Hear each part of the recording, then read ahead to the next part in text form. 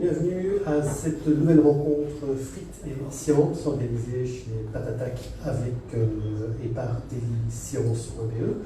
Notre invité du jour, c'est Pascal Mormal de l'IRM, l'Institut Royal Météorologique. Bonjour Pascal. Bonjour. Merci d'être là. Pascal, nous allons parler un petit peu de météo et aussi un peu de climatologie, de changement climatique, d'évolution du temps, en fait, sur le long terme qui se passe chez nous. Alors, nous avions naïvement intitulé cette rencontre il y a 3 mois en préparant le programme. Y aura-t-il de la neige cet hiver après l'été torride que nous avons connu en Belgique? Et il faisait évidemment très chaud quand on a préparé ce programme. Et depuis lors, voilà, depuis quelques jours, on sait très bien qu'il y a de la neige en Belgique. Alors, il y a un lien entre cet été torride et finalement ces chutes de neige aujourd'hui? Alors c'est un petit peu paradoxal parce qu'effectivement l'année 2022 s'annonce peut-être comme la plus chaude depuis qu'il y a des relevés en Belgique. Et là on connaît une petite séquence assez fraîche, on ne va pas vraiment dire qu'elle est froide, mais voilà, donc c'est un petit peu inhabituel depuis quelques mois qui ont été largement au-dessus des moyennes, mais là simplement on a une séquence qui en soi n'a rien d'exceptionnel. Mais ça bouscule un peu les gens effectivement de retrouver finalement un petit peu un temps de saison. Alors, vous êtes plutôt météorologue, mais vous vous intéressez à la climatologie, la climato. C'est quoi la différence entre les deux? Parce que l'IRM, quand on parle de l'Institut Royal Météorologique, on pense plutôt aux prévisions, et donc là on regarde plutôt vers le futur, mais vous, la climato, vous regardez franchement vers le passé. Absolument. En fait, il faut imaginer que la météo, c'est le temps présent, c'est-à-dire le temps qui nous occupe pour le moment et dans les prochains jours, voire les prochaines semaines, alors que le climat, c'est l'étude du temps sur un espace plus long, donc que ce soit le temps dans le futur, dans les prochaines décennies, ou le temps qui nous a précédés depuis plusieurs décennies, voire plusieurs siècles, et même plusieurs millénaires. Donc la nuance, elle se situe là, en fait. D'accord. Et vous vous intéressez à ces chiffres collectionnés ou collectés au fil des siècles, au fil des années ou des décennies de leur réalité? En fait, pour la Belgique, on a des séries d'observations qui sont vraiment relativement fiables depuis la fin du 19e siècle. Donc pour la station de Uccle, pour la région bruxelloise en manière plus générale, ça remonte à 1833. Et pour l'ensemble du pays, on a des séries assez homogènes depuis la fin du 19e siècle. Vous regardez en fait ces chiffres du début à la fin quand on veut savoir si cette année-ci, par exemple, va être exceptionnellement chaude ou plus chaude que d'habitude ou que la moyenne. Est-ce que vous jetez un regard dans le rétroviseur jusqu'en 1833, par exemple, pour Uccle, en regardant l'évolution des températures au jour le jour ou en faisant des moyennes, ou est-ce que vous calez sur des périodes de temps plus courtes? On fait un petit peu les deux. Il faut savoir que l'élément principal pour étudier le climat, ça va être le calcul par rapport à des normales. Donc les normales, ce sont des valeurs moyennes qui sont établies sur une période de référence de 30 ans.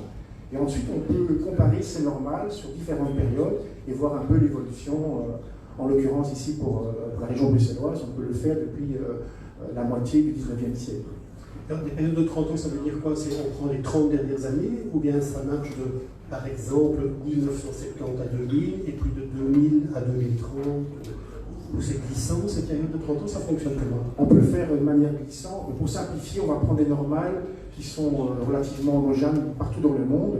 Et par exemple, ici, pour le moment en Belgique, les dernières normales qui sont disponibles, elles couvrent la période 1991-2020. Et donc, tous les 10 ans, ces normales vont être adaptées et on va ainsi pouvoir suivre l'évolution du climat de la manière la plus optimale. Donc, on adapte des normales trentenaires tous les 10 ans. Voilà, on les actualise exactement. Tous les 10 ans. Mais ce qu'il faut constater, c'est que même sur une période de 30 ans, on peut avoir des évolutions assez sensibles. Ce qui est le cas, par exemple, pour la période de référence actuelle, donc 1991-2020, on constate effectivement une moyenne globale sur les 30 ans, mais entre 1991 et 2020, il y a déjà une différence assez sensible, vu que la période 2015-2020 a été particulièrement chaude dans notre pays. Donc, quelque part, il y a déjà des petites séquences dans cette normale qui sont intéressantes à noter. Et d'ailleurs, si on regarde de manière générale, on voit que sur la période complète, on a gagné en température moyenne 2 degrés 2 dixièmes entre 1850 et les normales 91-2020, mais la tendance, elle, indique déjà une hausse de 2 degrés et 7 dixièmes, parce qu'on prend en compte effectivement ces dernières années qui ont été particulièrement chaudes dans le monde, mais aussi évidemment en Belgique. Ça veut dire que les prévisions du réchauffement global d'ici la fin du siècle, donc ça nous amène dans 80 ans, quelque part, Oui. On parle de 2,6 à 2,7 degrés selon les modèles qui ont le plus la cote actuellement. C'est exactement ce qu'on vient de connaître ces 30 dernières années, si je me suis. Oui, alors là, il faut être nuancé, c'est effectivement ce qu'on constate à l'échelle belge, à l'échelle du globe, c'est quand même moins important, parce qu'évidemment, la température moyenne, elle va être lissée aussi par les océans, qui vont emmagasiner une grande partie de cette chaleur, et donc l'effet de la température locale qu'on constate en Belgique est nettement plus important que l'effet du réchauffement global qu'on constate sur la Terre, qui lui dépasse légèrement le degré. Mais effectivement, en Belgique, c'est beaucoup plus que 1 degré sur 150 ans, évidemment. Ça chauffe plus vite en Belgique que dans... Ça chauffe plus vite en Belgique, et de manière générale, dans les zones habitées, en particulier en Europe occidentale, qui est particulièrement exposée. Zone habitée, c'est plutôt même zone tempérée, ou bien ça concerne aussi les zones tropicales habitées? Il y a de très grandes villes en Afrique, absolument, en Amérique centrale. absolument. Ça concerne évidemment l'entièreté du globe, dans les zones habitées. Et disons que dans certaines parties du globe, comme l'Europe occidentale, le réchauffement est assez marqué, mais on pense que dans les décennies à venir, il restera gérable dans la mesure où la population pourra, en faisant quelques accommodements, s'y adapter. Mais dans d'autres régions du monde, ça pourrait être beaucoup plus problématique. Car là, le changement climatique pourrait impliquer vraiment des conséquences beaucoup plus vastes pour les populations. Voilà, donc ça c'est une crainte évidemment qu'il faut envisager. D'accord. On a parlé de température. Quand vous regardez les chiffres du passé, les données climatologiques du passé, est-ce que vous vous arrêtez aux seules températures ou est-ce que vous regardez d'autres variables? Je pense, on est en Belgique, donc je pense à la pluie par exemple, ou son contraire, de sécheresse, la luminosité, s'il y a beaucoup de nuages, je suppose qu'il y a moins de rayonnement solaire qui arrive jusqu'au sol. Est-ce qu'il y a d'autres variables et si oui, lesquelles et qu'est-ce qu'elles nous racontent ces variables? Disons qu'il y a des variables qui sont vraiment très intéressantes à souligner. Je dirais par exemple, c'est le cas de la neige, puisque là, on constate vraiment un recul très net de l'enneigement depuis une quarantaine d'années. Il faut savoir par exemple qu'on a quelques mètres de mesure en Belgique, notamment dans les Hauts-de-Fagne. Et entre les années 1970 et aujourd'hui, on constate, par exemple, si on prend l'épaisseur de 10 cm de neige et qu'on fait le total du nombre de jours où on a 10 cm de neige par hiver, on constate une baisse d'environ 40% entre la période 75-85 et la période, on va dire 2013-2022. Donc ça, ce sont des paramètres qui sont vraiment très sensibles au réchauffement climatique. Maintenant, en ce qui concerne par exemple les précipitations, la tendance est nettement moins marquée. Il faut quand même souligner que si sur une base annuelle, on ne voit pas nécessairement de gros changements, on constate une intensification des épisodes de pluie intenses. On va qualifier ces épisodes de pluie intense, pour nous à l'IRM, de séquences où il pleut au moins 20 mm, donc 20 litres par mètre carré, durant 24 heures. Et là, on voit effectivement que donc, ces épisodes ont tendance à être plus nombreux depuis quelques années. Et on en a connu un exemple très criant l'été, non pas dernier, mais l'été 2021, avec les inondations, notamment du côté de la province de Liège, je crois. Oui, là on peut vraiment souligner cet événement comme étant un des événements, en tout cas dans la période contemporaine en Belgique, les plus catastrophiques que notre pays connu. Alors évidemment, il faut toujours être prudent et ne pas nécessairement tirer trop vite des conclusions par rapport aux effets du réchauffement climatique. Mais c'est parfaitement en phase avec le réchauffement climatique d'avoir des épisodes de pluie extrême, plus intenses, comme ceux qu'on a constatés en 2021. Et c'est vrai que ce genre de catastrophe, parfois les gens sont un petit peu déboussolés, ils pensent effectivement que le réchauffement climatique c'est synonyme d'avoir plus de sécheresse, de lacs de chaleur, mais ça peut également induire des situations de pluie extrême plus importantes. Et ce qui s'est passé malheureusement en 2021 avec à me rappeler une quarantaine de décès, c'est vraiment tout à fait en phase des réchauffement climatique. Voilà. Et j'aimerais bien préciser un petit élément par rapport à ça. C'est vrai que là, ce qui s'est passé, nous, à l'IRM, on a vraiment été un peu pris de court, parce que c'était une situation qui était avec un niveau d'intensité jamais vu en Belgique. Il faut imaginer qu'on a localement enregistré des quantités de précipitations qui ont atteint en 48 heures, dans la région de Jalais, ou près de Haute-Fagne, 272 mm, donc c'était 2 mois et demi de pluie qui sont tombés en 48 heures. 272 litres par mètre carré. Exactement. En quelques heures. Et donc ça montre vraiment l'aspect totalement hors norme de l'événement qui a dépassé un peu tout ce que les prévisionnistes pouvaient imaginer dans les modèles par rapport à ce qu'on avait connu par le passé. Il faut imaginer qu'en Belgique, la menace pour nous, c'était plutôt éventuellement un problème par rapport à des inondations qui auraient pu survenir dans une configuration assez spéciale, c'est-à-dire à la Pôle par exemple, dans la région de Polders, dans un flux de nord-ouest, avec un vent très fort et un fort coefficient de marée, avoir une rupture des digues qui peut entraîner un gros bilan humain, ce qui est arrivé en 1953. Et donc c'était plutôt ce genre de situation-là qu'on aurait pu craindre comme catastrophe climatique majeure en Belgique. Et finalement, ce qui s'est passé, c'est qu'on a une catastrophe extrême et qui a concerné davantage les rivières ardennaises. À l'intérieur du pays, oui. Voilà. Et en altitude. Et en altitude. Alors que là, en général, c'est des régions qui ont l'habitude, entre guillemets, de connaître des inondations, mais c'est plutôt des inondations qui vont être liées à des précipitations hivernales qui, sur plusieurs semaines, vont finir par faire monter les eaux de manière assez importante, vont provoquer certes des inondations, mais avec, sans aucune mesure au niveau de la vitesse, avec ce qu'on a connu en juillet 2021, où là, l'eau a monté parfois en quelques heures à un niveau de 3 mètres de haut, 3 mètres 50, et elle a atteint le premier étage des habitations. C'est quelque chose d'absolument inédit pour la Belgique, d'autant que ces pluies étaient torrentielles, donc la puissance des flots était telle que certaines maisons ont été littéralement emportées par les eaux déchaînées. Donc c'est quelque chose qu'on n'avait jamais pu, je dirais, constater par le passé, en tout cas depuis qu'il y a des mesures en Belgique depuis 150 ans, et qui nous a tous pris un petit peu de cours. Est-ce qu'il y a pas là aussi, on s'écarte un tout petit peu de la climatologie, c'est pas aussi là un des effets de l'urbanisation galopante qu'on connaît dans notre pays, finalement un pays de 11 millions d'habitants actuellement, relativement petit, voire très petit par rapport à d'autres nations européennes, et où on a bien sûr bétonné les berges de certains cours d'eau, on a construit près des cours d'eau, y compris dans les lits secondaires des rivières, donc avec un risque évidemment que l'eau remonte et réoccupe ce lit. Absolument. Donc, il y a bien sûr des précipitations ultra abondantes, vous venez d'en parler, qui sont en cause, mais il y a probablement aussi cette dimension humaine, de pression démographique. Absolument. Et ce qui est malheureusement à constater, c'est que dans de nombreux cas, les inondations se sont produites dans des zones qui étaient autrefois des zones qui étaient réservées justement à l'écoulement des eaux, donc des zones qui étaient traditionnellement connues pour étant inondables et pour lesquelles, malgré tout, on a délivré des permis de bâtir. Et donc, il est clair que la bétonisation des sols a quelque part amplifié certains phénomènes d'inondation catastrophiques. Mais quand même, il faut nuancer par rapport, par exemple, à la baie de la Vesdre et constater qu'en l'occurrence, dans les régions notamment de Pédinster, de Verdier, énormément de maisons se situaient vraiment en bordure de la rivière, et donc ce sont toutes maisons ouvrières qui souvent ont plus de 100 ans. Donc ce ne sont pas nécessairement des lotissements récents qui ont été construits là, et donc ces gens quelque part avaient un peu l'habitude de connaître de temps en temps une inondation qui allait atteindre la cave ou éventuellement le rez-de-chaussée, mais jamais ce qui s'est passé durant l'été 2021. Mais c'est vrai que l'urbanisation ne facilite certainement pas les choses, qui a tendance à les aggraver de manière générale, ainsi qu'également certaines pratiques agricoles qui font tendance à renforcer les problèmes de ruissellement dans le cadre d'orages très importants. Et les orages vont entraîner avec eux les terres, et parfois voilà, ils vont provoquer des grands problèmes, notamment c'est surtout un problème qui va concerner par exemple la SB, qui est fréquemment soumise à ce genre de problème.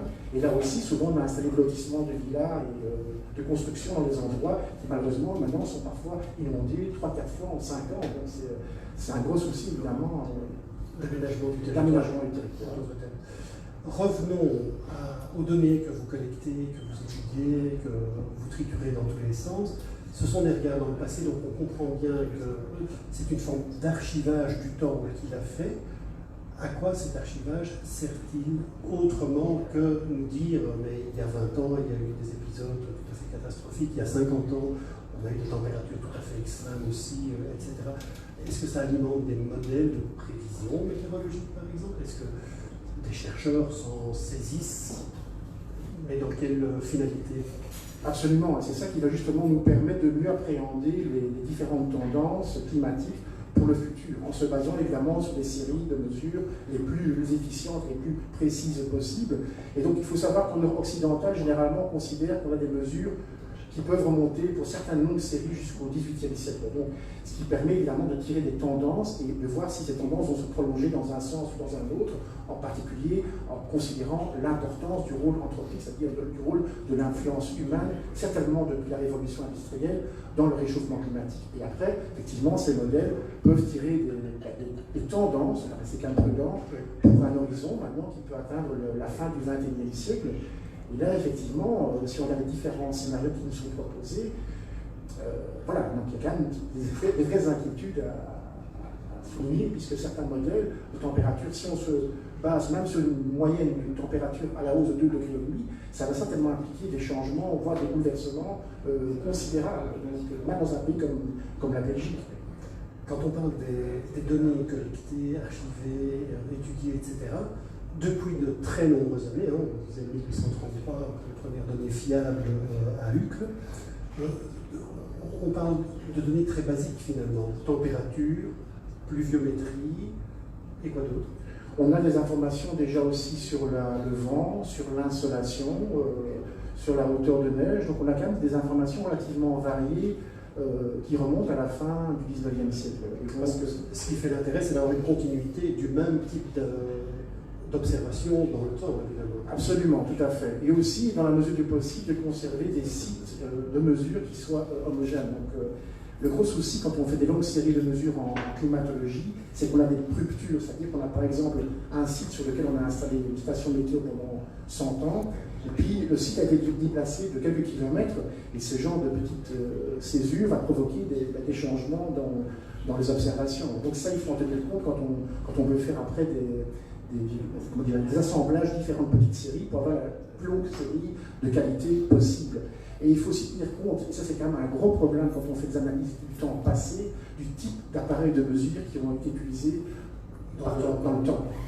Quand on pense par exemple aux abris de température, donc les abris thermométriques, on a constaté durant le passé, voilà, c'est tout à fait, les abris Stevenson, mais entre 1850 et aujourd'hui, le type d'abri a parfois évolué sensiblement, et donc ça a pu aussi induire des différences dans les types de mesures. Dans les mesures. Voilà, tout à fait. Donc, et ça sont des éléments qu'il faut évidemment prendre en compte. Et c'est un travail assez compliqué parce qu'évidemment, on n'a pas toujours une documentation suffisamment précise quand on veut faire de la constitution historique. On a les mesures, mais on ne connaît pas nécessairement exactement l'endroit où est effectuée la mesure. Par exemple, si on va parler d'une abbaye, on sait plus ou moins que c'était à un tel endroit, mais parfois on a besoin d'avoir une mesure l'endroit précis. Et aussi le type d'appareil qui était utilisé, par exemple en 1880, en 1900, voilà. Et donc après, il y a tout un travail, je dirais, d'homogénéisation des séries. Ce travail a d'ailleurs été fait à Uccle, puisqu'il faut savoir qu'à l'origine, jusqu'en 1983, nous avions des appareils, donc des abris Stevenson, qu'on considérait comme des abris ouverts, et aujourd'hui on utilise des abris fermés. La différence entre les deux peut parfois jouer sur un niveau de 2 à 3 degrés. Donc il a fallu réadapter toutes les températures antérieures à 1983, donc finalement pour les adapter et les ramener de manière un petit peu artificielle à l'abri fermé. Pour que ces série reste cohérente. Voilà, tout à fait. Dans le temps. Et à l'IRM, on a la chance, comme on a quand même pas mal de types d'abris différents, de maintenir en place encore les anciens appareils de mesure, ce qui nous permet toujours d'aujourd'hui de faire des comparaisons avec ces différents types d'abris. Donc on poursuit encore les mesures avec les anciens appareils pour être sûr d'avoir la meilleure homogénéisation des informations-là. Il y a combien d'abris comme ça en Belgique gérés par Alors, on peut estimer environ qu'aujourd'hui on a environ 200 stations météo en Belgique, dont en général sont munies au départ au minimum d'un pluviomètre. Et sur ces 200, il y a environ 150 stations qui vont également disposer d'un abri de thermométrie. Maintenant, le problème qu'on rencontre, parce que l'évolution ne s'arrête jamais, c'est qu'aujourd'hui, les nouvelles normes européennes nous empêchent d'utiliser le mercure comme thermomètre maximal. Et donc, de plus en plus dans le futur, on va être amené malheureusement à devoir passer à des stations automatiques, puisqu'on ne pourra plus compter sur les observations manuelles, ce qui était le cas en grande majorité actuellement, puisque sur les 200 stations, environ 180 sont tenues par des quasi-bénévoles qui font les mesures dans les jardins tous les jours à 8 heures. Et donc dans le futur, on va d'une certaine manière, de plus en plus devoir se concentrer sur des mesures automatisées. Et c'est un problème, ça me semble être plutôt un progrès d'avoir des mesures automatisées, parce qu'on on pourrait éventuellement du coup multiplier à l'envi le nombre de stations. Absolument, mais il faut savoir que dans de nombreux cas, l'observation manuelle reste quand même très intéressante. Il suffit de prendre l'exemple, par exemple, simplement de la mesure de précipitation. On a constaté qu'une mesure manuelle, avec simplement un pluviomètre classique, donne des chiffres qui sont en général 5%, parfois plus précis qu'une mesure qui va être fournie par un pluviomètre automatique. Et donc, quelque part, garder des observations manuelles, même si elles vont forcément être un peu plus partielles, puisque la mesure n'est faite qu'une fois par jour à 8 h du matin, je pense que ça garde quand même une certaine utilité.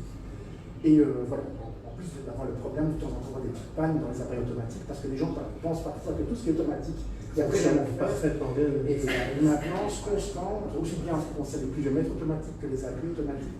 Et voilà, ça nécessite, je pense, de voir les choses de manière complémentaire. Mais je pense qu'il faudrait quand même conserver d'une certaine manière des observations manuelles également dans le pays.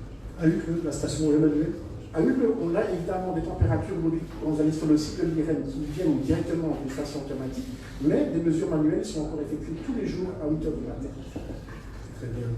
Station manuelle, station automatique, donc on va vers une sorte de mécanisation, d'automatisation, de digitalisation probablement des outils de mesure. Mais l'IRM, d'entrée de jeu, fournit aussi des prévisions météorologiques qui se basent sur toute une série d'instruments modernes, et j'ai envie de dire aujourd'hui disponibles. Je pense aux satellites météorologiques. Est-ce que les données des satellites météorologiques sont aussi intéressantes pour quelqu'un qui fait la climatologie? Oui, d'une certaine manière, ça va nous aider également à mieux pouvoir, comment dirais-je, archiver certaines situations météo, mieux comprendre leur contexte. Il faut imaginer que jusqu'aux années 60, on disposait quasiment d'aucune image de satellite. On se rend compte que souvent, ces images, par leur qualité actuelle, nous fournissent des informations d'une richesse incroyable. Et donc c'est clair qu'au niveau climatologique, même si c'est d'abord des outils qui vont servir pour la prévision du temps, au niveau climatologique également, ça va nous permettre de mieux appréhender certaines situations, certainement pour les analyser dans le futur. Donc ça vient rejoindre votre pool de données en fait. Absolument, absolument. J'ai une dernière question pour vous. Quel est le grand défi pour la climatologie aujourd'hui et pour les années à venir? C'est un problème de stations, de nombre de stations, c'est différents types de modélisation qu'on fait tourner avec ces observations. C'est quoi le défi aujourd'hui pour la climatologie? À l'IRM, oui, pas progresser. Je pense que le défi, c'est, voilà, comme tout le monde le comprend, c'est d'être en phase avec au moins ce qui se passe au niveau du dérèglement climatique, on peut dire du réchauffement climatique, et essayer d'apporter la meilleure expertise par rapport à ça. Alors c'est à ce niveau-là qu'on a créé récemment le Centre pour le climat, de façon à regrouper un peu différentes synergies, différentes forces, plutôt d'être un peu dispersés ou éparpillés, peuvent se renforcer. Car on se rend bien compte que jusqu'aux années 80, peut-être que les gens, même à l'IRM, voyaient le climat comme quelque chose d'assez stable, et les événements finalement s'inscrivaient dans une sorte de variabilité naturelle.